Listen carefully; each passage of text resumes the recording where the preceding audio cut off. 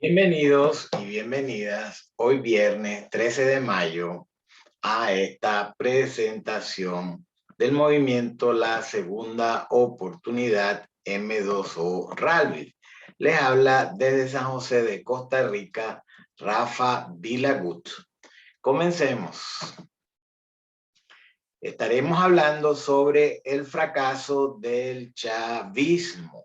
Para quien no me conocen, pueden visitar la página de autor en Kindle Amazon.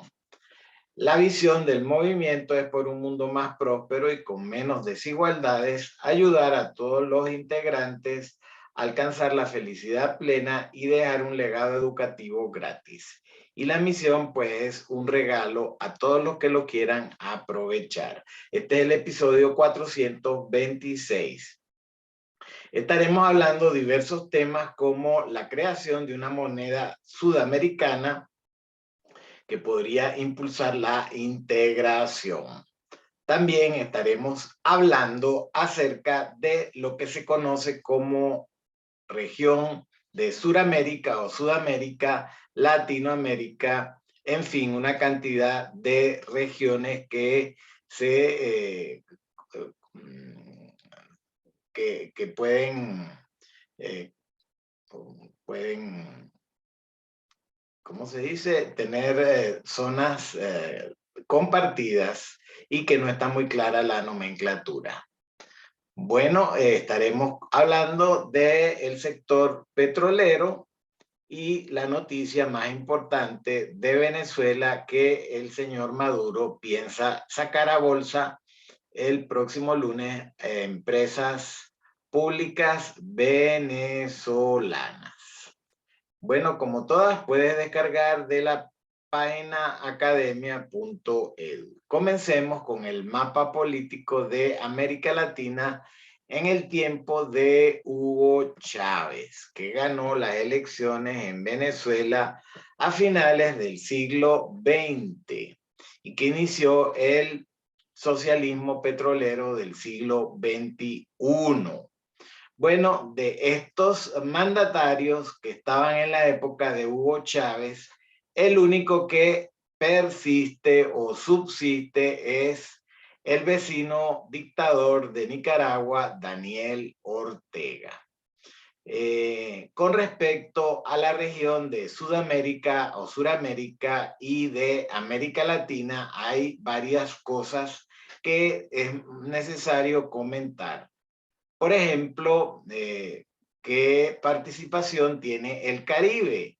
En realidad, toda la conquista y pacificación de la región se inició desde el Caribe, que es una zona histórica para toda Latinoamérica. Así pues, la primera pregunta es si se debería o no se debería de incluir al Caribe. En la historia moderna de la región, el récord de 49 años de permanencia en el poder lo tiene alguien que inspiró a toda una generación de izquierda, el fallecido líder de la Revolución Cubana, Fidel Castro. Como ven, son micro países que están en el Caribe. Desde el punto de vista de Suramérica o América del Sur tenemos, por un lado, la Guayana Francesa, que es un departamento de ultramar de Francia y que forma parte de la Unión Europea como región ultraperiférica. Tiene fronteras con Surinam y con Brasil, con el Océano Atlántico. Aparte de eso, tenemos las Islas Malvinas, que son un archipiélago de América del Sur y, según la Organización de las Naciones Unidas, es un territorio no autónomo cuya potencia administrativa es el Reino Unido y cuya soberanía es reclamada por Argentina. Bueno, así de complicada es la situación de América Latina, de Sudamérica, y divide y vencerás. Bueno, en alguna época Trinidad y Tobago fue parte también de la Capitanía General de Venezuela y todo parte de la división que tuvo, de acuerdo a la bula papal, el derecho de descubrir nuevos territorios entre Portugal y España. Y después que se incorporaron otras potencias como Francia, Inglaterra, Holanda. Y por supuesto, permanecían los portugueses y los españoles. Bueno, Simón Bolívar tenía muy claro un sueño de que la unión es la fuerza. Lamentablemente, la Gran Colombia, que unía a Venezuela, Colombia, Perú, Bolivia y Ecuador, duró poco tiempo. Y además de eso, después Colombia, por ejemplo, vio cómo se dividió Panamá a principios del siglo XX con el tema del canal de Panamá. Bueno, aquí vemos diferentes países, diferentes monedas.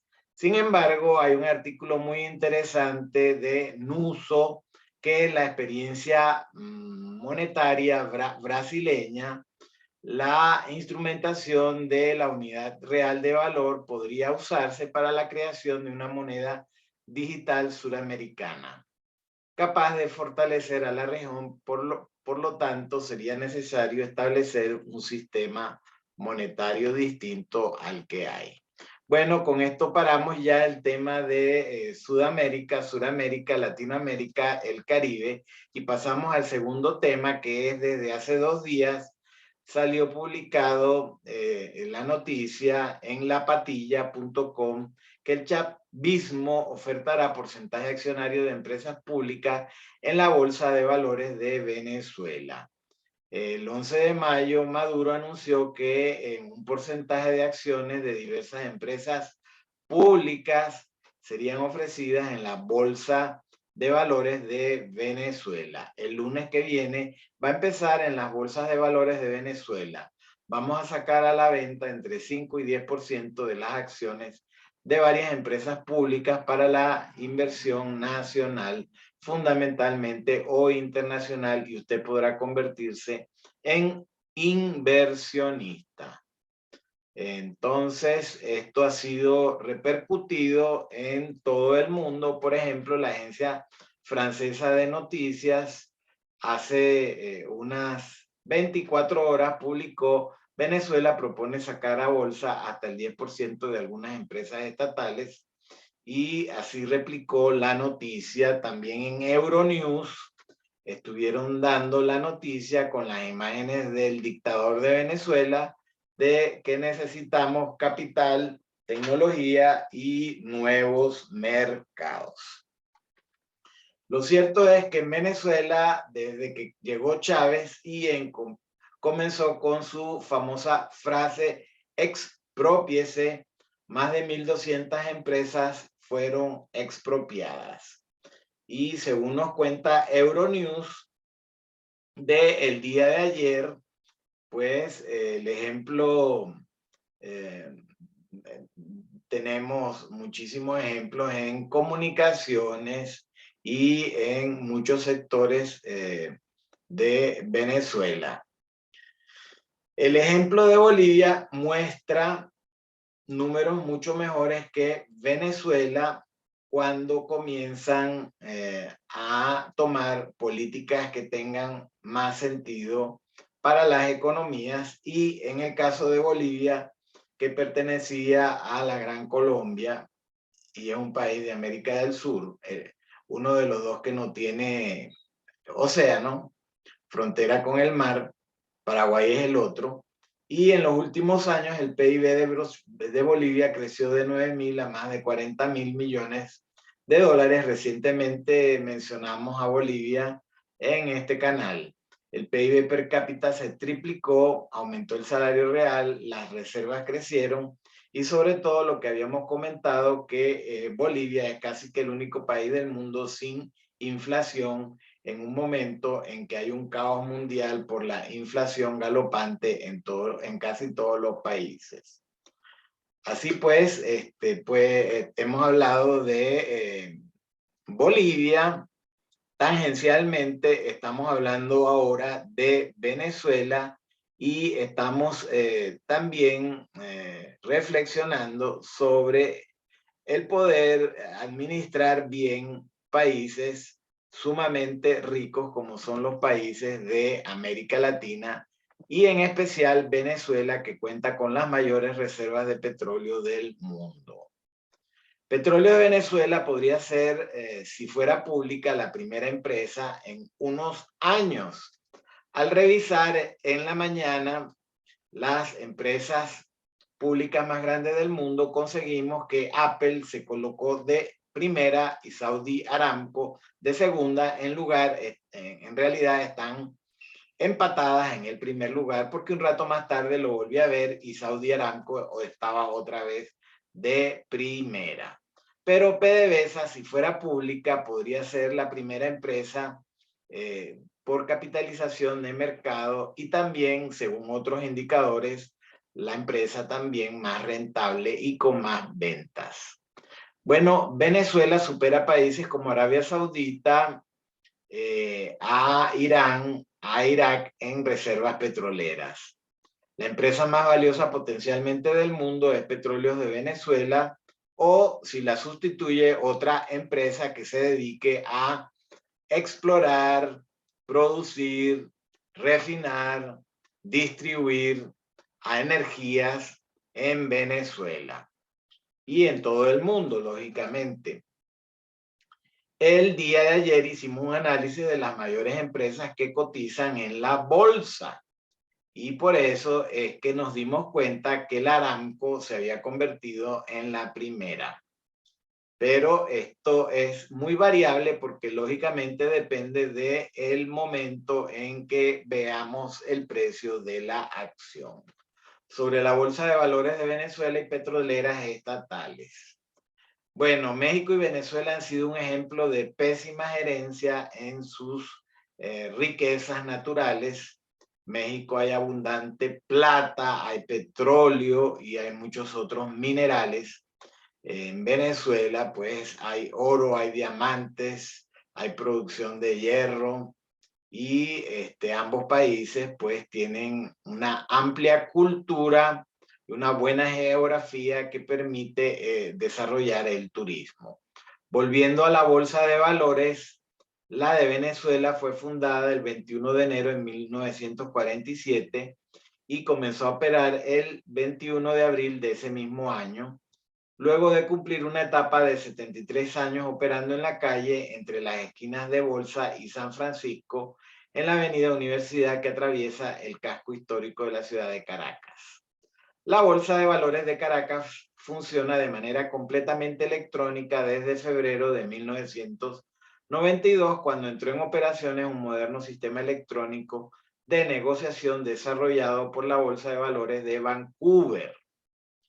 El mercado integrado latinoamericano es la integración bursátil transnacional creada el 8 de junio del 2010 por la Bolsa de Comercio de Santiago, la Bolsa de Valores de Colombia, la Bolsa de Valores de Lima, teniendo las primeras operaciones el 30 de mayo del 2011, siendo hasta diciembre de 2014 que ingresó la Bolsa Mexicana de Valores con el propósito de crear un patrimonio único entre los países miembros de la Alianza del Pacífico, convirtiéndola actualmente en la segunda bolsa de valores más grande de América Latina. Y preguntarán algunos cuál es la más grande. Pues la Bolsa de Valores de Sao Paulo, también conocida como Bovespa o B3, es la más grande en volumen entre los mercados bursátiles de Latinoamérica. Petrobras, empresa brasileña, cotiza en la bolsa desde el año 2001. Pemex y PDVSA, con una pésima gerencia, no cotizan en ninguna bolsa de valores, y Ecopetrol en Colombia salió a cotizar en el 2008. Por supuesto que estas empresas tan importantes no cotizan en una bolsa, sino que pueden cotizar en la bolsa de Nueva York, en la bolsa de su país, en bolsas europeas también. Bueno, ya les había mencionado la experiencia de Petrobras. Vamos a profundizar un poquito más en el ranking mundial. Petrobras es la compañía número 133 por capitalización de mercado. Comenzó desde el año 2001. En enero del 2006, más de 500 compañías eran listadas en el mercado de valores brasileño, Bovespa, de acuerdo con la información de su página web. Veamos, por ejemplo, en la trayectoria del 2001 al 2022, tomemos, por ejemplo, el año 2009, el valor de mercado era de 173 billones. El de hoy en día es de 92 solamente. En ese año, en el 2009, la petrolera brasileña era la segunda empresa más lucrativa de América, con ganancias de 3.963 millones de dólares en el segundo trimestre del año. Así pues, vemos cómo el sector de petróleo es tan importante, como Brasil es el motor de la economía de América Latina. Bueno, continuando con Petrobras, aquí tenemos en pantalla los resultados de acuerdo a las informaciones de Petrobras para el primer trimestre del 2022 que nos dio el pasado 6 de mayo. Vemos las exportaciones que fueron el primer trimestre del 2021, 511 MBD. En el cuarto trimestre del 2021, 440 MBD, miles de barriles diarios, y ahora en el primer trimestre del 2022, 543.000 barriles diarios. Y en el mercado interno, el primer trimestre del 2021, 9.000 barriles diarios, en el cuarto trimestre 83.000 barriles diarios, y en el primer trimestre del 2022, 198.000 barriles diarios. Bueno, puedo traerles a colación que en 1999 Petrobras, que era mucho más pequeña que Petróleos de Venezuela, solicitó crear una página en internet para vender petróleo. Bueno, Venezuela no lo hizo con Petrobras. Tuvimos en PDVSA Delta Ven unos proyectos pilotos como fue eBunkers y Trader Desk, en los cuales yo trabajé, y se escogió en un marketplace, Ocean Connect, el poder comenzar, y Bunker Steam, los bunkers, que son los combustibles marinos. PDVSA iba muy avanzada al inicio del siglo XXI, incluso con estas ventas de petróleo por internet, pero en 2022 se perdieron 40 licencias de trading que trabajó Petróleos de Venezuela, Intesa y una compañía de Chicago. Y además de eso, después Hugo Chávez despidió a 50% de la plantilla petrolera y se acentuó el declive de PDVSA. Y hoy PDVSA, la verdad es que está casi completamente destruida. Venezuela está produciendo realmente cantidades de petróleo más bajas que Colombia, que Brasil, que México, cuando debería de liderar la región. Porque Venezuela está mejor situada que cualquiera de esos países con respecto a su situación en el Caribe, cerca del Canal de Panamá, y con acceso para Europa y para Estados Unidos, ¿verdad? Brasil sería más lejano a Estados Unidos. Volviendo a Petrobras, aquí tenemos el destino de las exportaciones de Petrobras para el primer trimestre del 2021, el cuarto trimestre del 2021 y el primer trimestre del 2022. Y vemos cómo se han incrementado las exportaciones de Petrobras de un 8% a Estados Unidos a un 11% del trimestre pasado a este trimestre, y han disminuido las exportaciones a América Latina. También aumentaron las exportaciones a Europa de un 14% a un 28%. Y se han mantenido las exportaciones a China en un 38%. Bueno, brevemente la experiencia de Ecopetrol, una empresa petrolera colombiana que según su capitalización de mercado es la 516 empresa más valiosa del mundo. En este caso, Ecopetrol, Energía para el Futuro, comenzó a cotizar en el año de 2008 y muy bonito un video que hicieron a los 10 años de Ecopetrol, todo lo que había avanzado Colombia en la exploración, producción de petróleo. Nos encontramos en mayo del 2022, Ecopetrol con una capitalización de mercado de 32 billones de dólares. Sin embargo, en el año de 2012 tuvo una capitalización de mercado de 128 billones de dólares. Con el tiempo, seguramente veremos que PDVSA saldrá a la bolsa y que PDVSA o quien la sustituya se puede recuperar. El primer paso ya lo está dando el mismo Maduro, que se está desenmarcando del chavismo-madurismo y según anunció hace 2 días, el próximo lunes, algunas empresas privadas, públicas venezolanas van a cotizar en la bolsa de Venezuela. Bueno, se podrían preguntar qué pasaría si América Latina fuera un solo país. De acuerdo a la opinión de qué pasa, ellos dicen que economistas y expertos opinan que si América Latina fuera un solo país, lograría ser una de las potencias mundiales más prometedoras, pues al estar compuesto de 20 naciones se abriría la posibilidad de que todas estas entren en igualdad de condiciones a la competitividad mercantil de importación y exportación. Ellos indican que según el informe América Latina y el Caribe, el Producto Interno Bruto del 2020 por país de estatista, Brasil y México fueron las naciones con el mayor PIB de la región en 2020.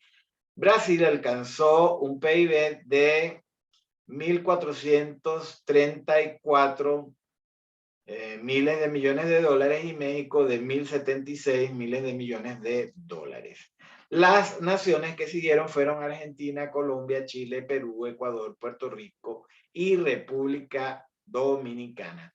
Es increíble cómo el año pasado pequeñitos micropaíses como Panamá y Costa Rica tuvieron un PIB más grande que el de Venezuela. Bueno, algunas estadísticas un poco más serias del Fondo Monetario Internacional y como comencé esta presentación, que la región es un poco imprecisa, ellos hablan, por ejemplo, de ALC, que es América Latina y el Caribe, o hablan de AL-5, que son Brasil, Chile, Colombia, México y Perú, o también de ALC, que es Brasil, Chile, Colombia, México, Perú y Uruguay, o hablan de América del Sur AS y también del Caribe por separado. Y viendo los pronósticos económicos para América Latina y el Caribe, América del Sur, el crecimiento, las proyecciones tuvo 7.2 en el 2021, se prevé 2.3 en el 2022 y 2.1 en el 2023.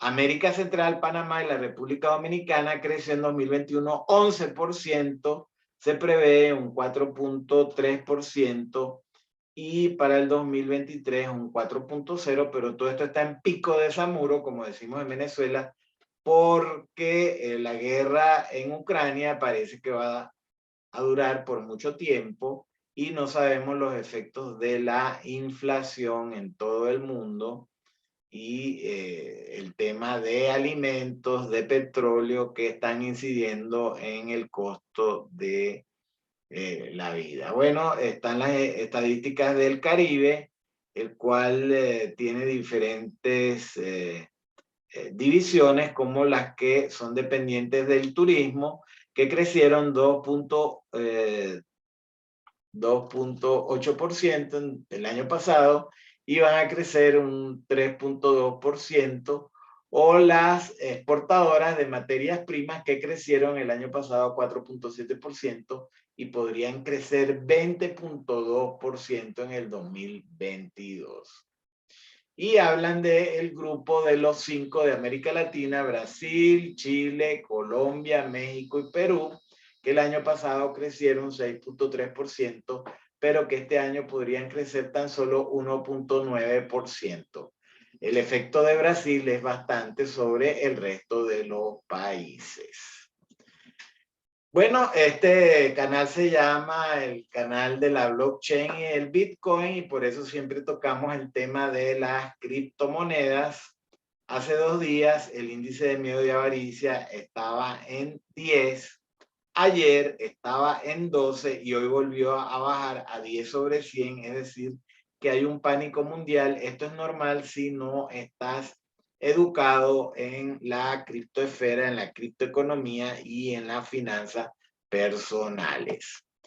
Es momento oportuno de hablar del fracaso del token Petro del señor Maduro, y desde este canal opinamos que lo mejor para Venezuela sería la salida negociada o no negociada de Nicolás Maduro, ya que consideramos que no es una persona capacitada para corregir el rumbo de Venezuela y recuperar el PIB que se ha destruido desde que asumió, convirtiendo a Venezuela en una compañía, en un país más pequeño